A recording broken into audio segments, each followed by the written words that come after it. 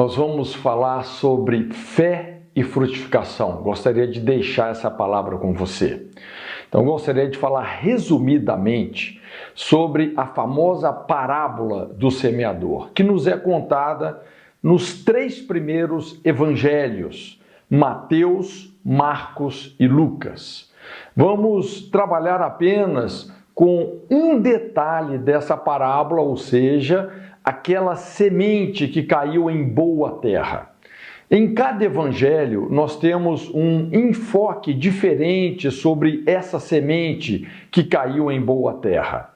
Em Mateus, Jesus fala da seguinte maneira: mas o que foi semeado em boa terra é o que ouve e compreende a palavra e dá fruto, e um produz 100, outro 60 e outro 30 por 1. Em Marcos, a fala de Jesus é um pouquinho diferente e diz o seguinte: aqueles outros que foram semeados em boa terra são os que ouvem a palavra e a recebem e dão fruto a 30, a 60 e a 100 por 1. E Lucas, Jesus fala da seguinte maneira: e a que caiu em boa terra, esses são os que, ouvindo a palavra, a conservam num coração honesto e bom e dão fruto com perseverança. Então nós temos aqui 3 dinâmicas da fé: ouvir e compreender, ouvir e receber e ouvir e conservar a palavra. Dessa forma, certamente nós venceremos. Como o apóstolo João diz, essa é a vitória que vence o mundo, a vossa fé. Você não tem que ter fé para vencer. A fé é a vitória que vence o mundo. Por isso, nós vivemos por fé. Agora entenda que a fé é relacional. Ela vem do seu relacionamento devocional com a palavra de Deus. Mas entenda que a palavra de Deus é uma pessoa. Como a Bíblia nos diz no Evangelho de João, o Verbo se fez carne e habitou entre nós e vimos a sua glória, como a glória do unigênito do Pai, cheio de graça e de verdade. Então, o aspecto básico da fé, ensinado por Jesus, é desenvolver audição espiritual. Um bom relacionamento depende de ouvir mais e falar menos. Nós temos 2 ouvidos e uma boca. Portanto, o trabalho inicial da fé é ouvir. A fé é um dom, é o resultado de quando Deus fala conosco. E quando Deus fala conosco, Ele está nos colocando na posição de co-criador com Ele. Fé é você concordar com a palavra de Deus, chamando à existência o que ainda não existe. Vejamos isso na didática dessa parábola.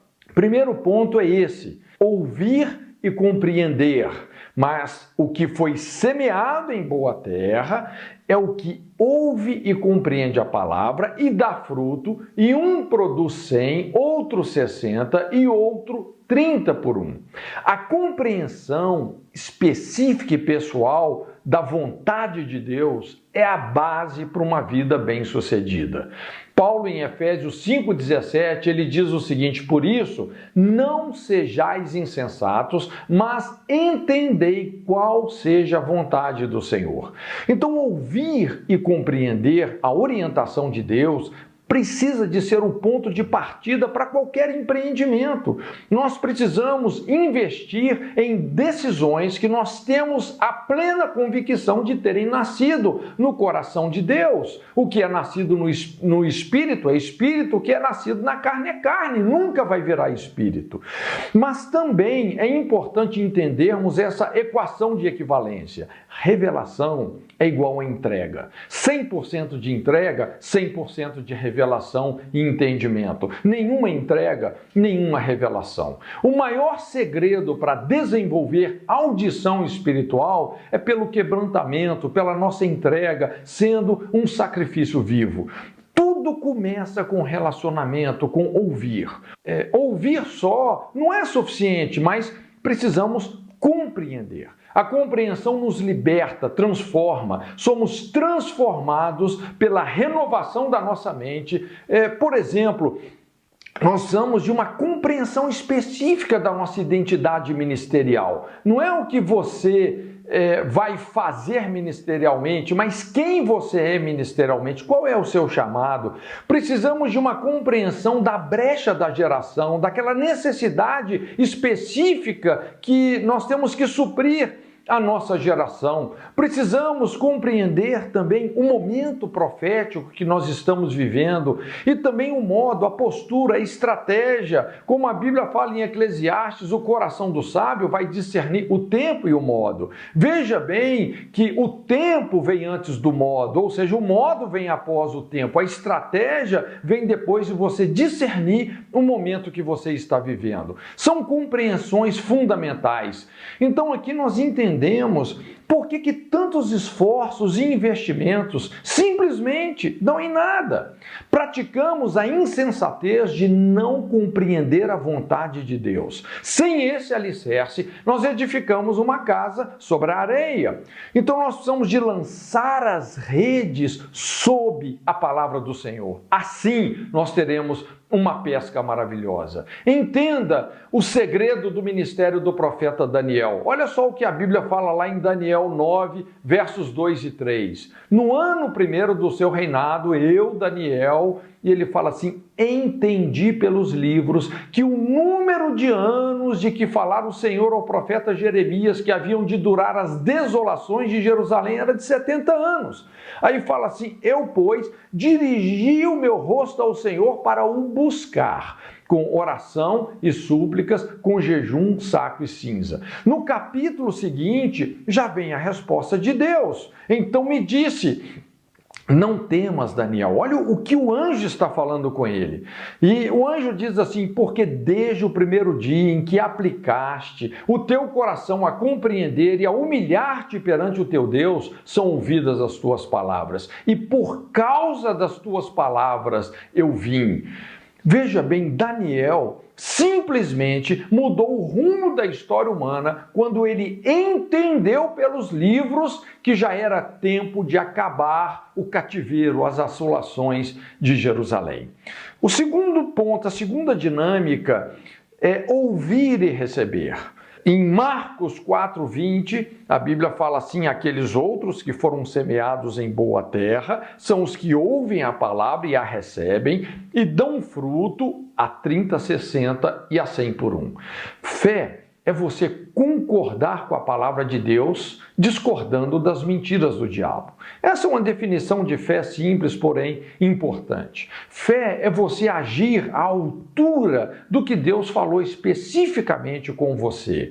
Então você precisa de receber. Veja a parábola do grão de mostarda. A questão não é o tamanho da fé, mas o fato de você exercitá-la. O grão de mostarda é como uma poeira, mas a questão é você receber, é você exercitar a fé. A fé é a principal obra que Deus espera de nós. Eu sempre digo que Deus ouve a oração, mas Ele responde à fé. A partir do momento que nós compreendemos a palavra de Deus, nós precisamos de recebê-la, ou seja, passar a agir e orar de acordo com a revelação recebida.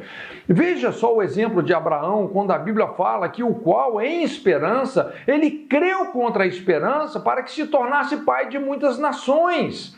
Veja bem, Deus pediu que ele sacrificasse Isaque, que era o filho único, que a garantia da promessa, mas ele creu, ele obedeceu a Deus, crendo que das cinzas de Isaque Deus poderia recobrá-lo. Veja o exemplo de Pedro, quando Jesus vem andando por sobre as águas e Jesus fala, não temais, então Pedro diz o seguinte, Senhor, se é tu mesmo, manda que eu vá ter contigo por sobre as águas. E Jesus disse, vem. Então, veja bem, Pedro, ele não andou sobre as águas, ele andou sobre a palavra de Jesus, o vem. Olha só o exemplo também do centurião, enquanto os religiosos estavam pedindo de Jesus um sinal, esse centurião disse para Jesus: Jesus, basta que o Senhor dê uma só palavra e o meu servo será curado. Esse homem não pediu um sinal, ele pediu uma palavra. E Jesus disse: não achei tamanha fé nem mesmo em Israel. Ouvir e receber. E para terminarmos, ouvir e conservar é a prova do tempo. Então Lucas, ele diz o seguinte: e aqui caiu em boa terra, esses são os que, ouvindo a palavra, conservam num coração honesto e bom e dão fruto com perseverança. Em Hebreus, a Bíblia nos exorta dizendo: porque necessitais de perseverança, para que depois de haverdes feito a vontade de Deus, alcanceis a promessa. Então, olha só, vamos entender a dinâmica da promessa, a didática da promessa. Quando Deus nos dá uma promessa, Ele está nos encorajando a passar por um processo que nós não estaríamos dispostos ou animados a passar se não fosse pela promessa. A questão maior não é o valor em si do objeto da promessa, mas a transformação que o Espírito Santo está realizando em nós nesse processo. Assim, nós crescemos em confiança, desenvolvemos caráter, credibilidade. A influência em liderança sempre vem de uma história. Isso não é imediato. Uma história de integridade, de superação, de resiliência, de sofrimento, talento, coragem, abnegação. A perseverança é a chave para construirmos uma história. Que tipo de história e testemunho você tem construído? Influência em liderança sempre se baseia numa história de alguém, uma história cheia de significado, uma história de como aquela pessoa lidou com as crises, como ela perseverou. Veja o exemplo de Davi. Ele foi ungido por Samuel, recebeu a palavra que seria o rei, mas começou pastoreando no deserto. Anonimamente, ele mata o leão, depois mata o urso, para defender o seu rebanho, e mais à frente ele vence a guerra degolando Golias na famosa batalha do Vale de Elá. O Golias que ninguém podia vencer, ele venceu. Depois ele continua sendo perseguido por uma liderança doentia de Saul por quase 14 anos, sem se rebelar. Então isso fez dele um homem segundo o coração de Deus. Ele conservou a palavra, perseverou com paciência. A sua liderança começa na sua história. Deus só pode construir a pessoa e o líder que seremos através da história que nós estamos escrevendo. Veja também o exemplo de José. Ele teve um sonho aparentemente absurdo, que o mundo se curvava diante dele. Ele teve uma visão e uma palavra de Deus, mas ele só alcançou o propósito da sua vida após 12 anos de masmorra, depois de passar pela cova, ser vendido aos ismaelitas, ser caluniado pela esposa de Potifar. Olha, não se escandalize com as injustiças que você está sofrendo. Não perca sua confiança no caráter de Deus. Fé é você não perder a confiança no caráter de Deus, mesmo quando está sofrendo injustiças. Deus está construindo uma história para forjar a pessoa e o sucesso que Ele quer te dar. No final, José acabou sendo o único que teve a solução para a crise econômica mundial da sua época. Ele liderou o mundo na sua maior crise porque ele tinha uma história de perseverança. Veja também a história de Moisés. A liderança de Moisés só começou depois de 40 anos no deserto, após várias frustrações com a família, com a realeza, com o seu povo, com ele mesmo ao cometer um assassinato. Moisés precisou desistir das suas ambições para estar pronto para elas. Quando você pensa que você não está pronto, você está mais pronto do que você pensa. Moisés tornou-se o arquiteto da nação de Israel, o maior legislador da história humana. Veja também o exemplo de Gideão. Gedeão provou a palavra de Deus, colocando a lã para molhar, a lã para secar, e posteriormente a palavra de Deus o provou, reduzindo o seu exército de 32 mil homens para apenas 300, indo lutar contra mais de 130 mil midianitas. Mas ele conservou a palavra. Na sua perseverança, ele trouxe à luz uma vitória sobrenatural sobre a sua nação.